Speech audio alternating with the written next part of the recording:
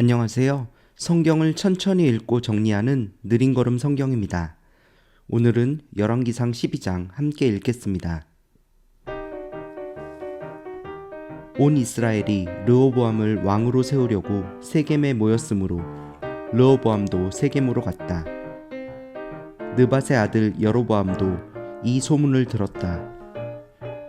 그때 그는 솔로몬 왕을 피하여 이집트로 가서 있었다.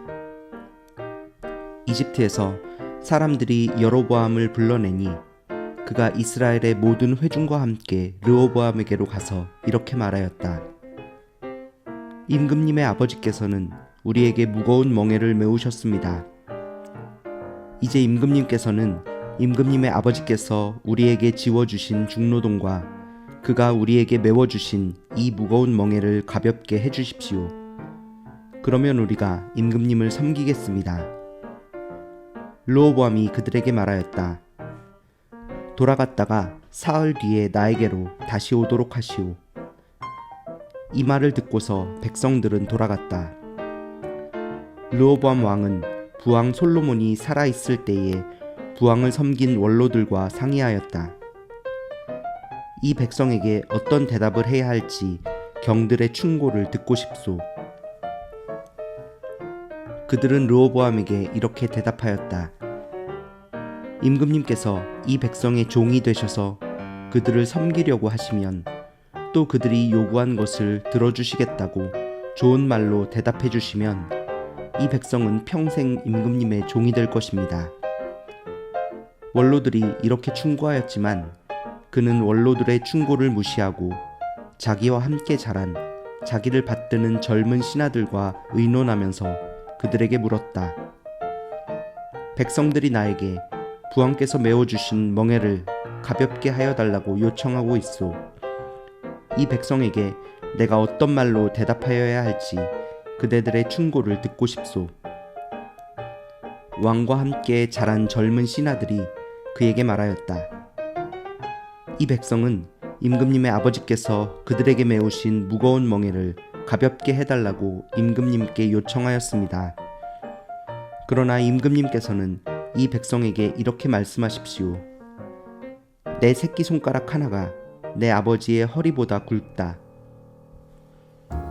내 아버지가 너희에게 무거운 멍에를 메웠다. 그러나 나는 이제 너희에게 그것보다 더 무거운 멍에를 메우겠다. 내 아버지는 너희를 가죽 채찍으로 매질하였지만 나는 너희를 쇠 채찍으로 치겠다 하고 말씀하십시오. 왕이 백성에게 사흘 뒤에 다시 오라고 하였으므로 여로보암과 온 백성은 사흘째 되는 날에 르호보암 앞에 나아왔다. 왕은 원로들의 충고는 무시하고 백성에게 가혹한 말로 대답하였다. 그는 젊은이들의 충고대로 백성에게 말하였다. 내 아버지가 당신들에게 무거운 멍에를 메웠소. 그러나 나는 이제 그것보다 더 무거운 멍에를 당신들에게 메우겠소. 내 아버지는 당신들을 가죽 채찍으로 매질하였지만 나는 당신들을 쇠 채찍으로 치겠소. 왕이 이렇게 백성의 요구를 들어주지 않은 것은 주님께서 이를 그렇게 뒤틀리게 하셨기 때문이다. 이것은 주님께서 실로 사람 아히야를 시켜서 느밧의 아들 여로보암에게 하신 말씀을 이루시려는 것이었다.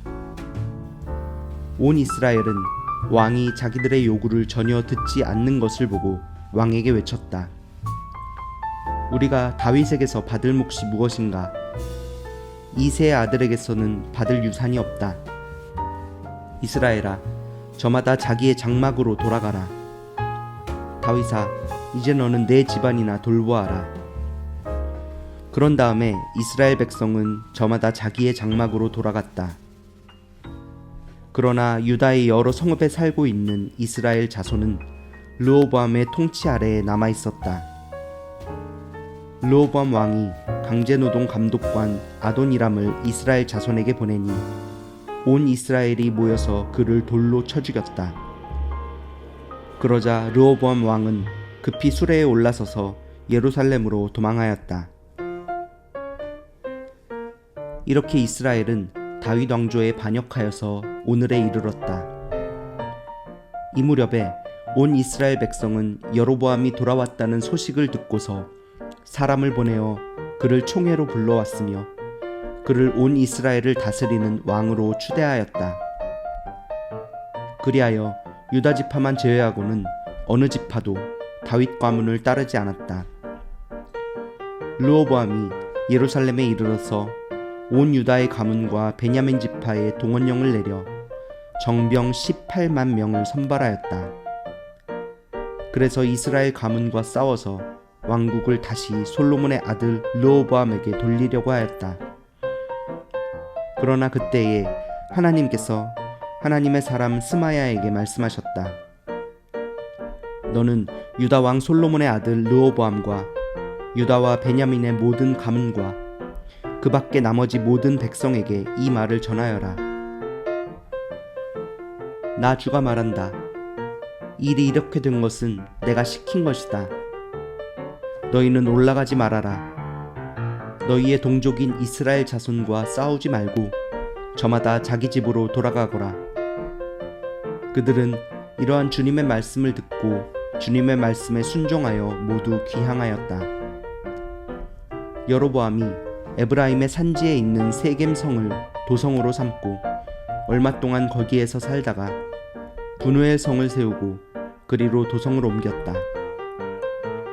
그런데 여로보암의 마음에 잘못하면 왕국이 다시 다윗 가문으로 돌아갈지도 모른다는 생각이 들었다. 이 백성이 예루살렘에 있는 주님의 성전으로 제사를 드리려고 올라갔다가 그들의 마음이 그들의 옛 주인인 유다 왕 르호보암에게로 돌아가게 되는 날이면 그들이 자기를 죽이고 유다 왕 르호보암에게 돌아갈지도 모른다는 생각이 들었다. 왕은 궁리를 한 끝에 금송아지 상 2개를 만들었다. 그리고는 백성에게 이렇게 말하였다. 예루살렘으로 올라가는 일은 너희에게는 너무 번거로운 일이다. 이스라엘 백성들아, 너희를 이집트에서 구해주신 신이 여기에 계신다. 그리고 그는 금송아지 상 2개를 하나는 베델에 두고 다른 하나는 단에 두었다. 그런데 이 일은 이스라엘 안에서 죄가 되었다. 백성들은 저 멀리 단까지 가서 거기에 있는 그 한 송아지를 섬겼다. 여로보암은 또 여러 높은 곳에 산당들을 짓고 레위 자손이 아닌 일반 백성 가운데서 제사장을 임명하여 세웠다. 여로보암은 유다에서 행하는 절기와 비슷하게 하여 8째 달 보름날을 절기로 정하고 베델에다 세운 제단에서 그가 만든 송아지들에게 제사를 드렸으며 그가 만든 베델의 산당에서 제사를 집행할 제사장들도 임명하였다. 왕은 자기 마음대로 정한 8째 달 보름날에 베델에 세운 제단에서 제사를 드렸다.